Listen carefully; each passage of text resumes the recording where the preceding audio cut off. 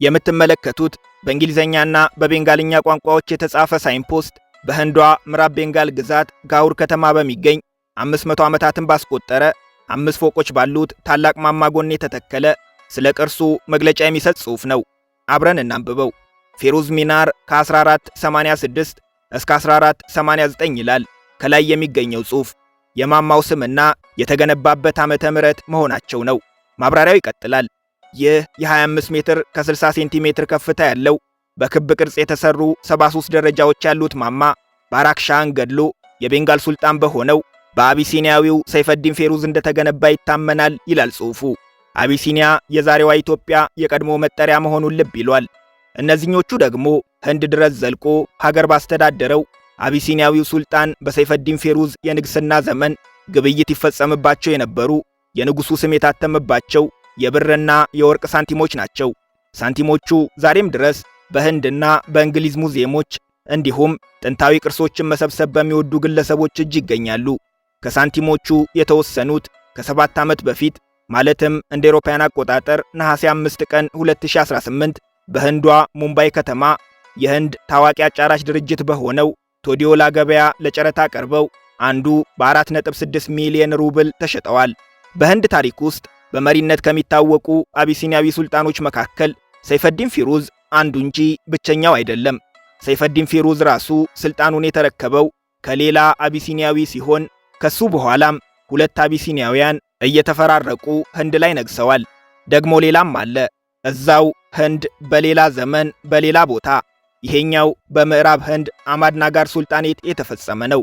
በ12 ዓመቱ ከኢትዮጵያ የተወሰደ እንደ አውሮፓውያን አቆጣጠር ከ1600 ሕይወቱ እስካለፈበት 1626 ለሩብ ምዕተ ዓመት በህንድ ጠቅላይ ሚኒስትር የነበረ ማሊክ አምበር የሚባል ኢትዮጵያዊ ነበረ። ማስረጃ ምንድነው ካላችሁኝ ይህችን የመሰለች በኢትዮጵያዊው ማሊክ አምበር የተቆረቆረች ኦራግባድ የተሰኘች 1.1 ሚሊዮን ነዋሪዎች ያሏት ከተማና በከተማዋ የሚገኘውን ለማሊክ አምበር መታሰቢያ የተገነባውን ሐውልት አሳያችኋለሁ። ብዙዎቻችን ጥንታውያን ኢትዮጵያውያን ወደ ህንድ ስለመሄዳቸው በቂ መረጃ የለንም። በሀገር ቤትም ታሪካቸው በፍጹም ተነስቶ አያውቅም። ልብ ያድርጉ፣ አብዛኞቻችን ሲዲ ስለሚባሉት በህንድ ስለሚገኙ ከዛሬዎቹ ኬንያ፣ ታንዛኒያና ሞዛምቢክ እንደሄዱ ስለሚታመንባቸው የባንቱ ዝርያ ስላላቸው አፍሪካውያን ህዝቦች ሰምተንም አንብበንም ሊሆን ይችላል። የዛሬ ጉዳዮቻችን ግን ሲዲዎች አይደሉም። በ15ኛው ክፍለ ዘመን ከዛሬዋ ኢትዮጵያ ከያኔዋ አቢሲኒያ ተነስተው ወደ ህንድ ስላቀኑት የራሳቸውን አቢሲኒያን ዳይናስቲ ወይም የአቢሲኒያን ስርወ መንግስት መስርተው 4 ነገስታትን አንግሰው ስለነበሩት ጥንታውያን ወገኖቻችን እንጂ ወደ 17ኛው ክፍለ ዘመን ዘልቀንም እኛ በረሳውም በመላው ዓለም ጥቁሮች ዘንድ ገናና የሆነውን በህንድ ጠቅላይ ሚኒስትር የነበረውን የኢትዮጵያዊውን የአምበር ማሊክ ታሪክ እናነሳለን። ከፐርሺያ፣ ከአረብ፣ ከህንድና ከባንግላዴሽ የተገኙ ማጣቀሻ መጻሕፍትንና የታሪክ ጥናቶችን እያነበብን በዛው በህንድ የሚገኙ የኢትዮጵያውያን አሻራ የሆኑ ከተሞችን፣ ማማዎችን፣ የቀብር ስፍራዎችንና የመገበያያ ሳንቲሞችን እንጎበኛለን። ከምንም በላይ ብዙዎቻችሁ ማወቅ የምትፈልጉትን ከ600 ዓመታት በፊት ጀምሮ በተለያየ ዘመን ወደ ህንድ ያቀኑ ወገኖቻችን ዛሬ ላይ የትና በምን ሁኔታ ላይ እንደሚገኙ እንጠይቃለን። አብራችሁን ቆዩ።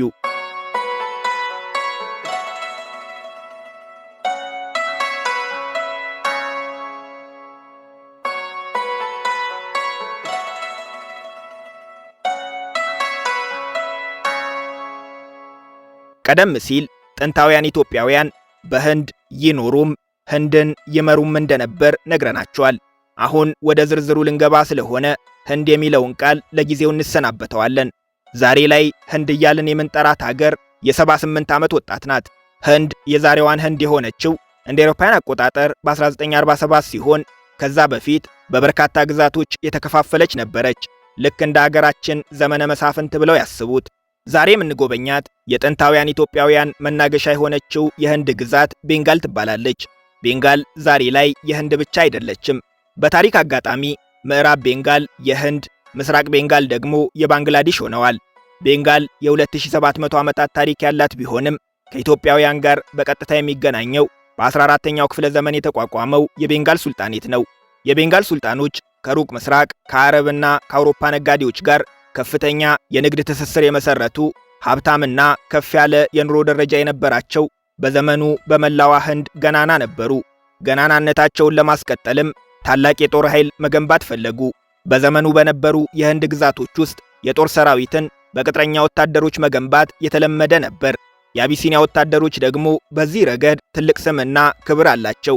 በተለይም የምዕራብ ህንዶቹ ጉጅራትና ማሃራሽትራ ግዛቶች የአቢሲኒያ ወታደሮችን በሰፊው ይጠቀሙ ነበር። ወታደሮቹን የሚያቀርቡት የአረብ ነጋዴዎች ሲሆኑ እንደ አውሮፓውያን አቆጣጠር ከ1460 እስከ 1474 በነገሰውና ለአቢሲኒያ ወታደሮች ታላቅ ፍቅር በነበረው በሱልጣን ሩቀዲን ባራክ የስልጣን ዘመን የመጀመሪያዎቹ ጦረኞች ከዛሬዋ ኢትዮጵያ ከያኔዋ አቢሲኒያ ወደ ህንድ ተወሰዱ። ስንት የአቢሲኒያ ወታደሮች ወደ ቤንጋል ተወሰዱ ለሚለው ጥያቄ ትክክለኛ መልስ የምናገኘው የራሻ ዩኒቨርሲቲ ጆርናል ኦፍ ባንግላዴሽ ስተዲስ የምርምር ወረቀት ላይ ይሆናል።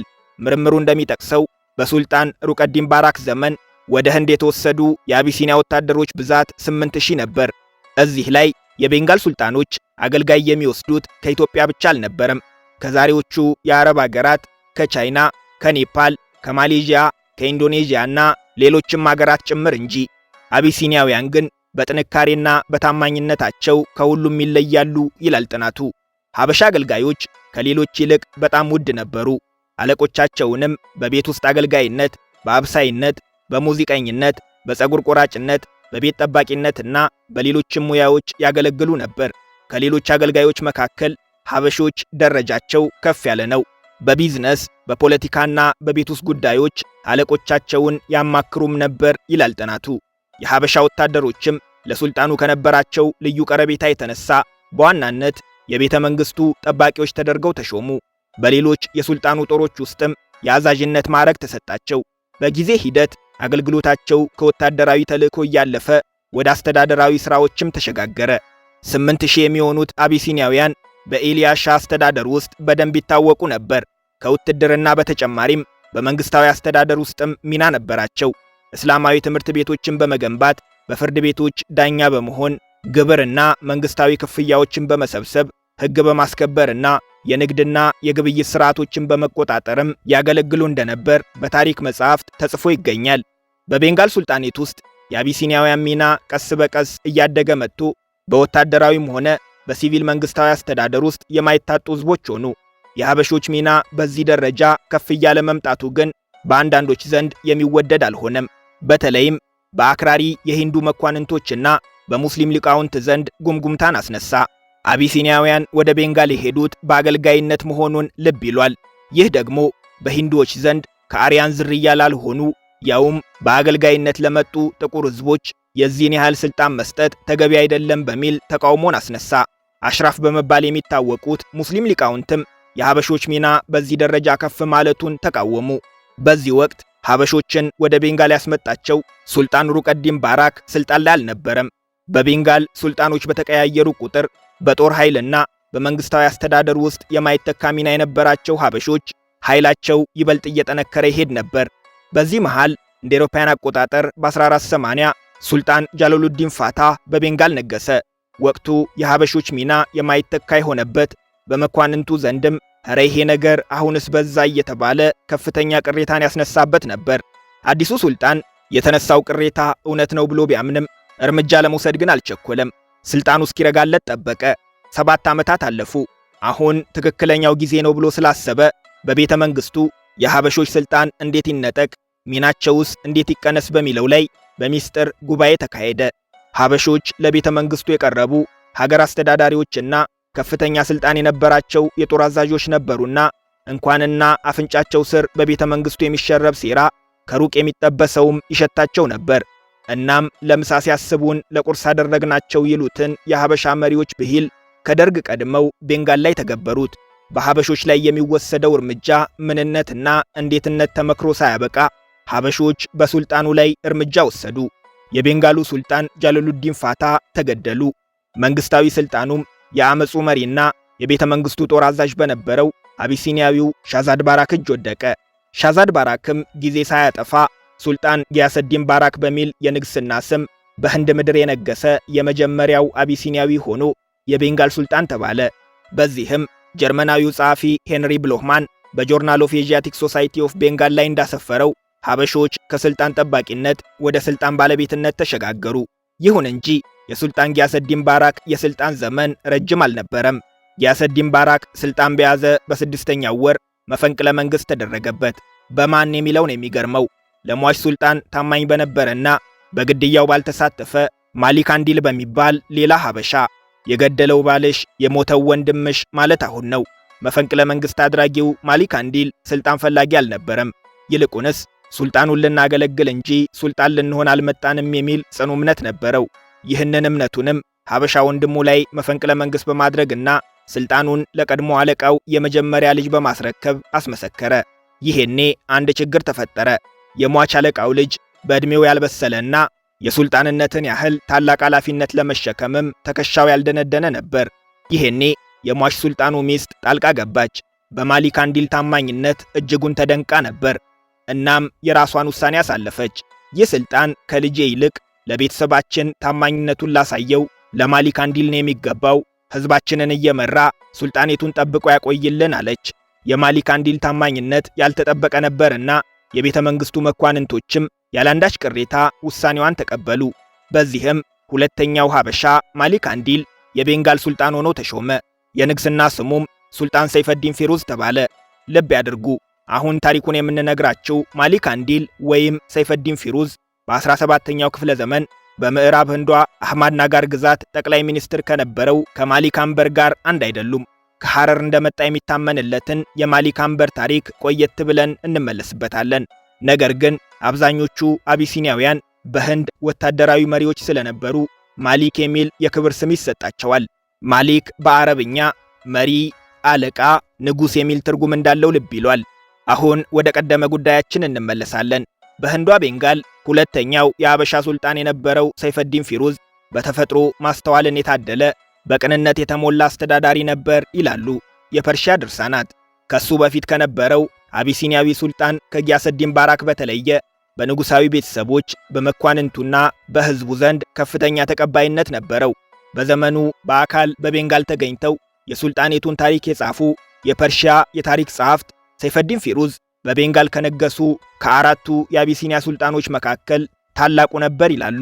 ደፋርና የሚወደድ ተክለስብዕና የነበረው ሁሉንም ሃይማኖቶች በእኩል ዓይን የሚመለከት መሪ መሆኑን፣ በስልጣን ዘመኑም ማንም አድርጎት የማያውቀውን ለድሆች ገንዘብ ያከፋፍል እንደነበርና ለጥበብና ለኪነ ሕንፃ ከነበረው ጥልቅ ፍቅር የተነሳም ለአርቲስቶችና ለአርክቴክቶች ወርሃዊ ደሞዝ ይከፍል እንደነበር ተዘግቧል። በእሱ የንግስና ዘመን የተገነቡ ማማዎች፣ መስጊዶች፣ በስሙ የታተሙ ሳንቲሞችና የተለያዩ ጽሑፎች ዛሬም ድረስ በቤንጋል ይገኛሉ። ዘአፍሪካን ዲስፐርሳል ኢን ዘ ዴካን በሚለው መጽሐፋቸው ላይ ሻንቲ ሳዲቅ አሊ እንዳሰፈሩት ደግሞ የሰይፈዲን የስልጣን ዘመን ጥቁሮች ነፃ የነበሩበት፣ በአፍሪካና በቤንጋል ህዝቦች መካከል የንግድ ግንኙነት የተጠናከረበት፣ ሳይንስ፣ ሕክምና፣ ስነ ጽሑፍና ስነ ጥበብም የተስፋፉበት ወቅት ነበር። በሰይፈዲን ፊሩዝ ከተገነቡና ዛሬም ድረስ በቀድሞዋ የቤንጋል ዋና ከተማ ጋውር ከሚገኙ ቅርሶች አንዱ የምትመለከቱት ማማ ነው። ፊሩዝ ሚናር ይባላል። ብዙ ጸሐፍት በዴህሊ ከሚገኘው በ12ኛው ክፍለ ዘመን ከተገነባው ኩቱብ ሚናር ጋር ያመሳስሉታል። ፊሩዝ ሚናር የ5 ፎቆች ከፍታና 6 ሜትር ስፋት አለው። በሰይፈዲን ፊሩዝ ዘመን ከተሰሩ ትላልቅ ግንባታዎች አንዱ ነው። ስለ ሚናራው ማብራሪያ የሚሰጠው ሳይንፖስት ላይ እንዲህ የሚል ጽሑፍ ይገኛል።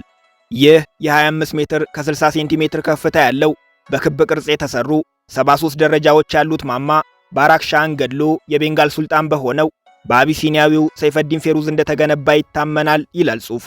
ሰይፈዲን ፊሩዝ በቤንጋል ታሪክ ውስጥ ጉልህ ሚና ቢኖረውም በስልጣን የቆየው ግን ለ3 ዓመታት ብቻ ነበር። ከ1487 መገባደጃ እስከ 1490። የህንድ ፖለቲካ ልክ እንደ ጌም ኦፍ ትሮን ሴራ ይበዛዋል። የአብዛኞቹ ሱልጣኖች የስልጣን ዘመን አጭር ሲሆን አቢሲኒያዊው ሰይፈዲንም የሀገሬው ዕጣ አልቀረለትም። የሚገርመው ደግሞ ሰይፈዲን ፊሩዝ ከስልጣን የተወገደው ራሱ ወደ ስልጣን በመጣበት መንገድ መሆኑ ነው። ሰይፈዲንን ከስልጣን ያስወገደው የራሱ ወገን የሆነው አቢሲኒያዊ ነበር። ሀበሽ ካህን ይባላል።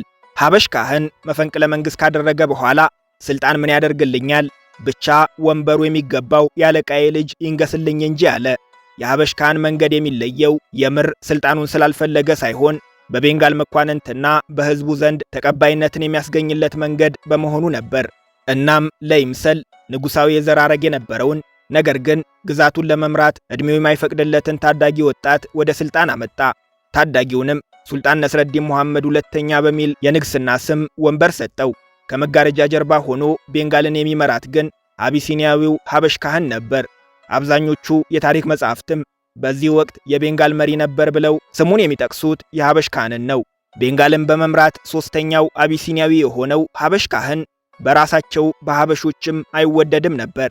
በተለይም ሲዲ ባር የተሰኘው አቢሲኒያዊ ለሀበሽ ካህን ከፍተኛ ጥላቻ ነበረው። እናም ከቤተ መንግስቱ ጠባቂዎች ጋር ሽርክና መስርቶ ሱልጣን ነስረዲን ሙሐመድ ሁለተኛን አስገድሎ የሀበሽ ካህንን መንግስት ገለበጠው። ሲዲ ባርም ሱልጣን ሸምሰዲን ሙዘፈር በሚል የንግስና ስም በቤንጋል የነገሰ አራተኛው አቢሲኒያዊ ሆኖ ቤንጋልን እስከ 1493 አስተዳደራት። ሱልጣን ሸምሰዲን ሙዘፈር ከሱ በፊት ከነበሩ የሀበሻ መሪዎች ሁሉ ክፉ እንደነበር ይነገራል። በአስተዳደሩ ላይ ቅሬታ ያሰሙ መኳንንትን ያለ ርህራሄ ያስገድል ነበር። ለሰራተኞች ደሞዝ እንደማይከፍል በጀት ለመቆጠብ ሲልም የሰራዊት ቅነሳ ማድረጉ ይነገራል። ይህንን መልካም አጋጣሚ የተመለከተው አላዲን ሁሴን የሚባል ፐርሺያዊ የሸምሰዲን ሙዘፈር አማካሪ ፊት ለፊት ከሱልጣኑ በጀርባ ቅሬታ ከተሰማቸው መኳንንት ጋር ይመክር ጀመር። መኳንንቱም በሸምሰዲን ሙዘፈር ተማረው ስለነበር አማካሪውን ደገፉት። እናም እንደ አውሮፓውያን አቆጣጠር በ1493 በሸምሰዲን ሙዘፈር ላይ መፈንቅለ መንግስት ተደረገ። መፈንቅለ መንግስት አድራጊው ግን ሀበሻ አልነበረም፣ ፐርሺያዊው እንጂ። በዚህም 6 ዓመታትን ያስቆጠረውና 4 ሱልጣኖችን ያፈራረቀው በህንዷ ቤንጋል ግዛት የተመሰረተው የአቢሲኒያ ስርወ መንግስት አገዛዝ አበቃ። አማካሪው ግን ሀበሾችን ከስልጣን በማስወገድ ብቻ አላበቃም። ከፍተኛ ልምድ ያላቸው ወታደሮችና የጦር መሪዎች እንደመሆናቸው በዙሪያው መገኘታቸው እረፍት አልሰጠውም። እናም በቤንጋል የነበሩ ሀበሾች በሙሉ ከግዛቴ ይውጡልኝ ሲል ያልተጠበቀ ውሳኔ አሳለፈ። ከዛስ ሀበሾች ምን ሆኑ? እውነት ሙሉ በሙሉ ከቤንጋል ወጡ? ከሆነስ የዛሬ መገኛቸው የት ነው?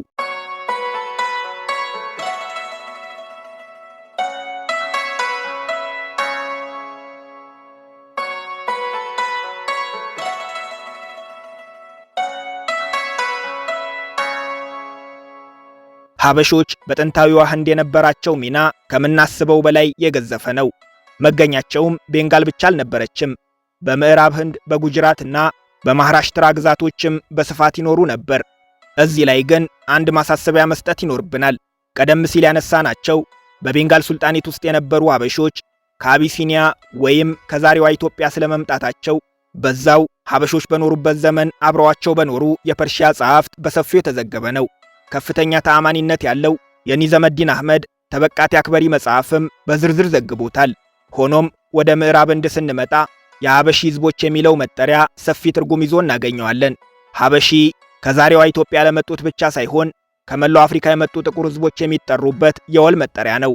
በመሆኑም በተለየ መልኩ ከአቢሲኒያ መምጣታቸው ካልተጠቀሰ በቀር በምዕራብ ህንድ ታሪክ ውስጥ የሀበሺ ህዝቦች የሚል ታሪክ ካነበቡ ለሁሉም ጥቁሮች የተሰጠ ስም መሆኑን ልብ ይሏል። ለምሳሌ በ12ኛው ክፍለ ዘመን ወደ ህንድ በአገልጋይነት የተወሰዱ የሀበሺ ህዝቦች ከጌቶቻቸው አምልጠው በጃንጂራና በአፍራባድ የራሳቸውን ነፃ መንግስት መስርተው ይተዳደሩ እንደነበር የታሪክ መጻሕፍት ይገልጻሉ። በዚህም ጃንጂራ የሀበሻ ምድር በሚል ትጠራለች። ሆኖም እነዚህ ሰዎች የሀበሽ ህዝቦች ይባሉ እንጂ በትክክል ከየትኛው የአፍሪካ ክፍል እንደመጡ የሚታወቅ ነገር የለም። አሁን የምንነግራችሁ ግን ከኢትዮጵያ መምጣቱ ብቻ ሳይሆን ከየትኛው የኢትዮጵያ ክፍል መችና እንዴት እንደመጣም የሚታወቅ ሰው ነው። ማሊክ አንበር ይባላል። እንደ አውሮፓውያን አቆጣጠር በ1548 በአዳል ሱልጣኔት ስር በምስራቅ ኢትዮጵያዋ ሐረር ከተማ እንደተወለደ ይታመናል። ኢትዮጵያዊ ስሙ ቻፑ ነበር ይላሉ የታሪክ ጸሐፍት። ብዙ ጊዜ እንደሚያጋጥመው ስሙን በትክክል መጥራት ተስኗቸው ይሆን ትክክለኛ ስሙ ሆኖ ባይታወቅም ቻፑ ከሐረር ተሸጦ ወደ የመኗ አልሞካ ወደብ ሲወሰድ ገና 12 ዓመቱ ነበር። እንደ አውሮፓውያን አቆጣጠር በ1560 መሆኑ ነው። በተለያዩ ወቅቶች ለተለያዩ ጌቶች ሲሸጥ ቆይቶ በመጨረሻም ቃሲም ከሚባል ኢራቃዊ ነጋዴ ጋር ባግዳድ ገባ። አንበር የሚለው ስም የወጣለትም በዚህ ወቅት ነበር። ቃሲም ነጋዴ፣ አንበር ደግሞ ቀልጣፋ፣ በቀላሉ የሚግባባ፣ ያስተማሩትን ቶሎ የሚይዝ፣ ከፍተኛ የማስታወስ ችሎታ ያለውና የተለያዩ ቋንቋዎችን አቀላጥፎ የሚናገር መሆኑ በቃሲም እንዲወደድ አደረገው። በባግዳድ ቆይታውም ማንበብና መጻፍን ተማረ። በንግድ ሥራውም አለቃውን ማገዝ ጀመረ። ይሄኔ አለቃው ለንግድ ሥራ ወደ ህንድ ማቅናት ነበረበት። እናም አንበርን ይዞት ሄደ። ህንድ ሲደርሱ ምን እንደተፈጠረ ባይታወቅም ኢራቃዊው አለቃው የሚወደውን አገልጋዩን ለሌላ ጌታ አሳልፎ ሸጠው። የሚያስደንቀው ደግሞ የገዢው ማንነት ነበር። ቻንጊዝ ካህን ይባላል። በአገልጋይነት ወደ ህንድ የመጣና በጊዜ ሂደት ጥረቱ እየጨመረ ስልጣኑ እያደገ በአህመድ ናጋር ሱልጣን ስር ጠቅላይ ሚኒስትር የሆነ ሰው ነበር። ቻንጊዝ ካህን ከሀበሽ ህዝቦች እንደተገኘ የታሪክ ጸሐፊዎች በግልጽ አስቀምጠውታል። ሆኖም ቀደም ሲል በደረስንበት ድምዳሜ መሰረት ከሀበሽ ህዝቦች መገኘቱ ኢትዮጵያዊነቱን አይነግረንም። ቢያንስ እንደኛው ጥቁር እንደነበር ግን እንረዳለን። ጥቁሩ ጠቅላይ ሚኒስትር አንበርን ወደደው፣ የውትድርና ስልጠናም ሰጠው። ሆኖም እንደ አውሮፓውያን አቆጣጠር በ1575 ጥቁር አለቃው በሱልጣኑ መንግስት ላይ አሲሯል በሚል ከጠቅላይ ሚኒስትርነቱ ተነስቶ ተገደለ። ይሄኔ አንበር ነፃ ወጣ። የእንቅስቃሴ ነፃነቱን ተጠቅሞም አለቃው ከተገደለባት አህመድ ናጋር ወጣ። ወደ ደቡብ አቅንቶም በቢጃፑር ሱልጣኔት ውስጥ በውትድርና ተቀጠረ። የቢጃፑር ቆይታው ህንድን በአግባቡ እንዲላመድ አስቻለው። አንበር በሚለው ስሙ ላይ ማሊክ የሚል የማዕረግ ስም የጨመረበት፣ ትዳር የመሰረተበትና የግሉን ጦር ማደራጀት የጀመረበት ወቅትም ነበር። ወቅቱ ከአህመድ ናጋር በስተሰሜን የሚገኙ የሙጋል ሱልጣኖች በጦር ኃይል የገነኑበት፣ በዙሪያቸው የሚገኙ ሱልጣኔቶችን እየወረሩ የሚያስገብሩበት ነበር። ተራው የአህመድ ናጋር ሆኖ ሙጋሎች መጡባቸው። ለአህመድ ናጋር ደግሞ ወቅቱ ጥሩ አልነበረም። ሱልጣኑ ሞቶ ስልጣን በባለቤቱ እጅ የነበረበት የሽግግር ወቅት ነበርና ሙጋሎች የሚገዳደራቸው የጦር ኃይል አልነበረም። እናም ቀደም ሲል የሚያውቁትን አሁን ላይ የራሱን ጦር አደራጅቶ መምራት የጀመረውን ማሊክ አንበርን ድረስልን አሉት። ማሊክ አንበርም ጥሪውን ተቀብሎ የአህመድ ናጋርን ሱልጣኔት ወክሎ ከሙጋሎች ጋር ጦርነት ገጠመ። እንደ አውሮፓውያን አቆጣጠር በ1595 በተካሄደው ጦርነት ቤራር የተባለችው ግዛታቸው ብትወሰድባቸውም ማሊክ አንበር የአህመድ ናጋር ሱልጣኔት በሙጋሎች እጅ እንዳይወድቅ በስኬት ተከላከለ። ይህ በፍጹም የተጠበቀ አልነበረምና የማሊክ አንበር ዝና እየገነነ መጣ። በዚህ መሃል የአህመድ ናጋሯ ንግሥት በራሷ መኳንንቶች ተገደለች።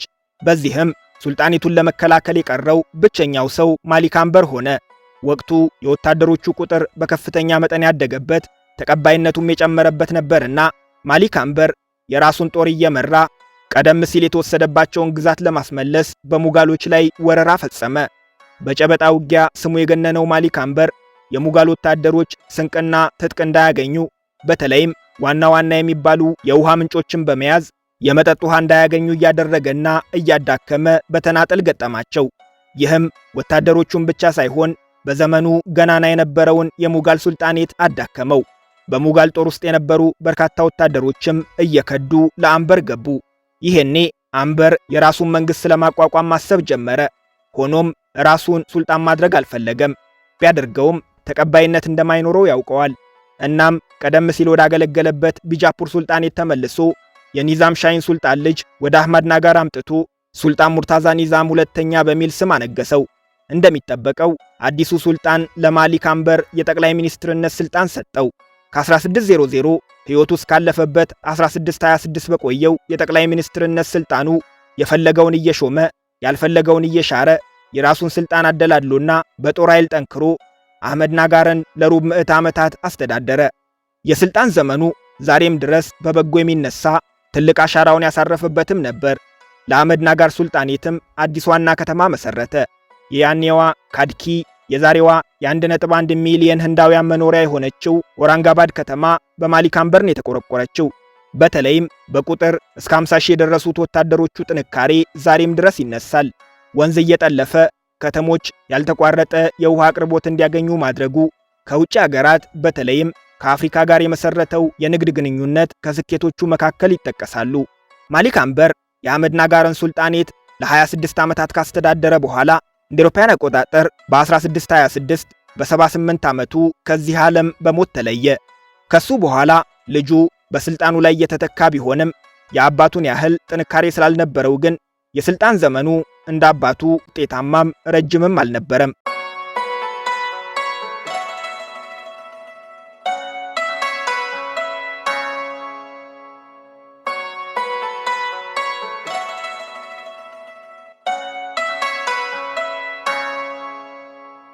ማሳረጊያችንን ወሳኙን ጥያቄ እናንሳ። በሰሜን ምስራቅ ህንድ በቤንጋል ሱልጣኔት ውስጥ 8000 ኢትዮጵያውያን ይኖሩ እንደነበር አንስተናል። ማሊክ አንበር እና መሰል ኢትዮጵያውያንም በተለያዩ ዘመኖች በህንድ መኖራቸውን አይተናል። ታዲያ እነዚህ ኢትዮጵያውያን ዛሬ ላይ የትና በምን ሁኔታ ላይ ነው የሚገኙት የሚለው ጥያቄ ብዙዎቻችን መልስ የምንፈልግለት ነው። ቀደም ሲል አንድ ታሪክ በእንጥልጥል አቆይተን ነበር። በቤንጋል የኢትዮጵያውያን አገዛዝ እንዲያበቃ ያደረገው ፐርሺያዊው አላዲን ሁሴን ኢትዮጵያውያን ከግዛት ይውጡልኝ ማለቱን። የታሪክ ድርሳናት እንደሚነግሩን ውሳኔው ተፈጻሚነትን አግኝቷል። ኢትዮጵያውያንም ጓዛቸውን ጠቅልለው ወደ ምዕራብ ህንዶቹ ጉጅራትና ማህራሽትራ ግዛቶች መምጣታቸውም ተዘግቧል። በቤንጋል እያሉ የዕለት ውሏቸው ሳይቀር ይጻፍ ነበር። ምክንያት ለቤተ መንግሥት የቀረቡ ራሳቸውም መንግሥት ነበሩና። ከቤንጋል ከወጡ በኋላ ግን የተከተላቸው የታሪክ ጸሐፊ አልነበረም። ወደ ጉጅራትና ማህራሽትራ መሄዳቸውን ከመግለጽ ውጪ በምዕራብ ህንድ በርከት ያሉ አፍሪካውያን ይኖሩ ስለነበር ኢትዮጵያውያኑም ከእነዚህ አፍሪካውያን ጋር መቀላቀላቸው በቁጥር ትንሽ ስለነበሩም ማንነታቸው ተውጦ እንደቀረ ይታመናል።